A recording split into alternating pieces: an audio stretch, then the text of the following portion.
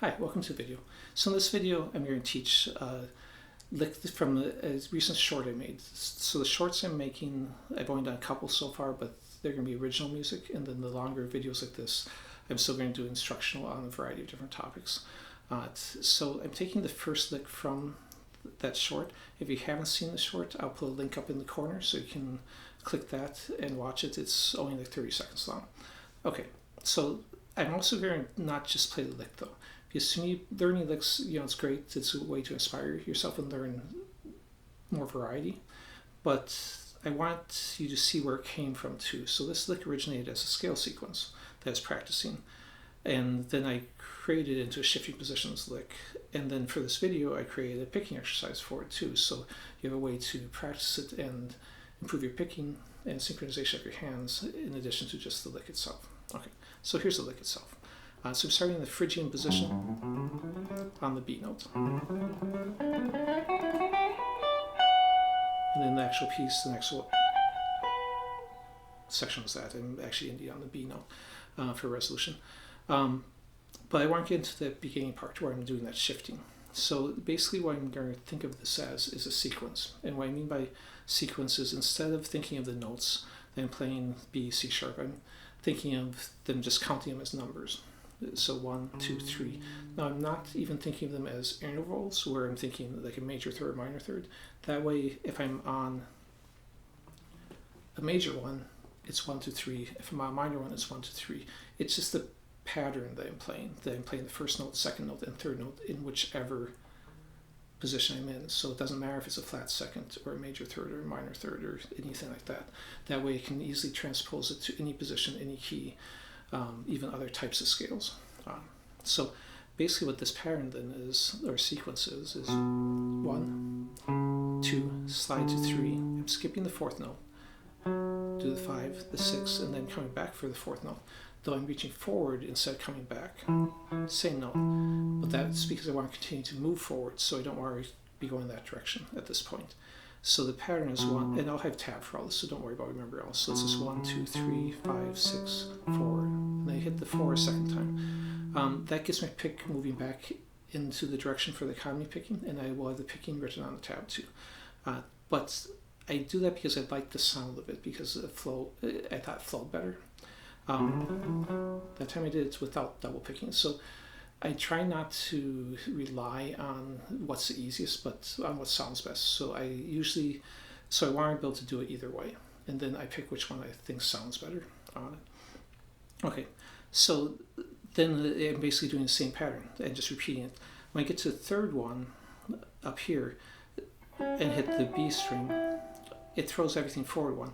And instead of moving forward an extra one to keep in the pattern of the 1, 2, 3, skip the 4, I just went ahead and played the 4 and the 5, and then came back to the 3. And that gives it a little bit more variety. So that was a conscious decision to, or maybe it wasn't conscious originally because I improvised these, is usually how I start off, but I liked it changing and not doing the same. I don't like doing this exact same pattern more than at most 2 or 3 times usually before changing it up. Alright, so I'm going to demonstrate how you can then take that same sequence and play it in a different position. Same key, but I'll start on the major. I'll start on the D for the key. So it's still in the key of B minor or D major.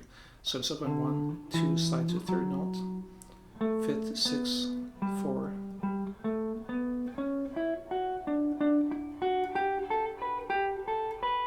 And then I can either just come up and end on the D note, or I could go into that arpeggio like I did at the end of the first one.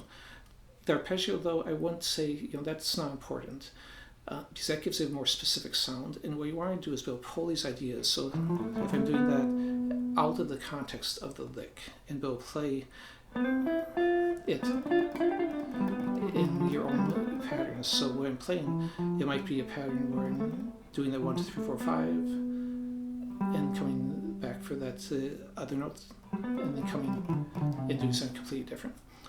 I think on this lick, the most beneficial part is that it's getting you used to switching from direction and from scalar notes to jumping thirds, because that breaks up your scale runs.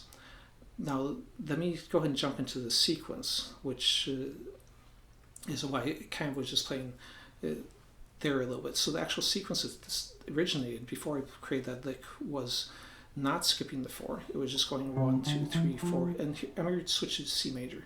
That way, if you guys are more comfortable in that key, you can see in that key also.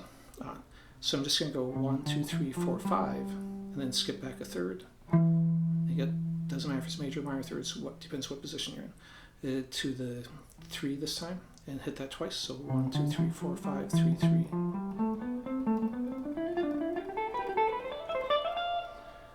So that would be the sequence that this originated with.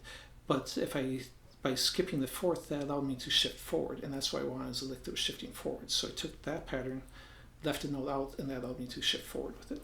Now, if you know the sequence, of course you can do ascending or descending. So I can take this and go 1, 2, 3, 4, 5, then reverse a third. 1, 2, 3, 4, 5, down a third.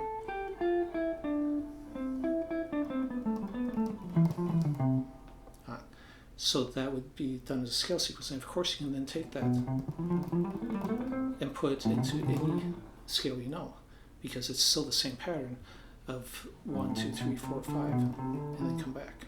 Okay. Now let's go and take it as a picking exercise. So as a picking exercise, I talked about this in my video when I was talking about how to build speed. I like to isolate my ideas into small pieces. By putting it as a small piece, I can really get the synchronization between my hands and my pick up to maximum speed. When I'm doing something like that shifting, the shifting makes it more difficult, so I can't really think about my picking 100% and my synchronization, because I have to think about the shifts.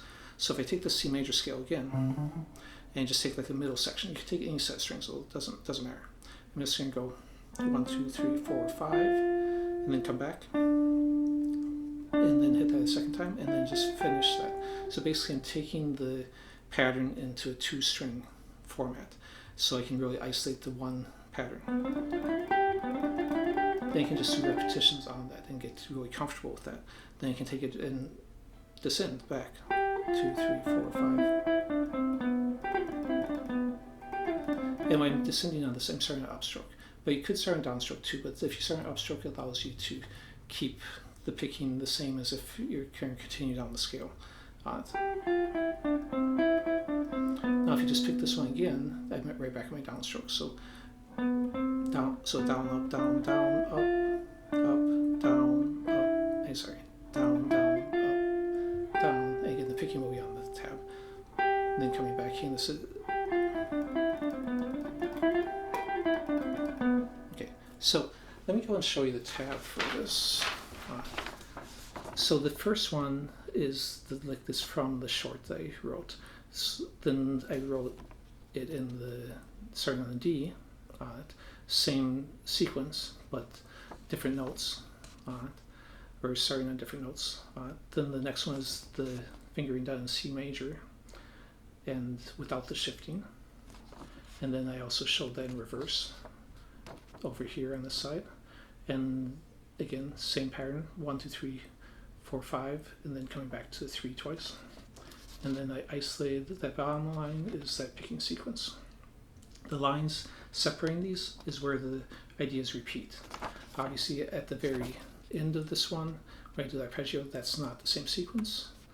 And the third one in this case is the 1, 2, 3, 4, 5, and the first 2 are the 1, 2, 3, 5, 6 ones.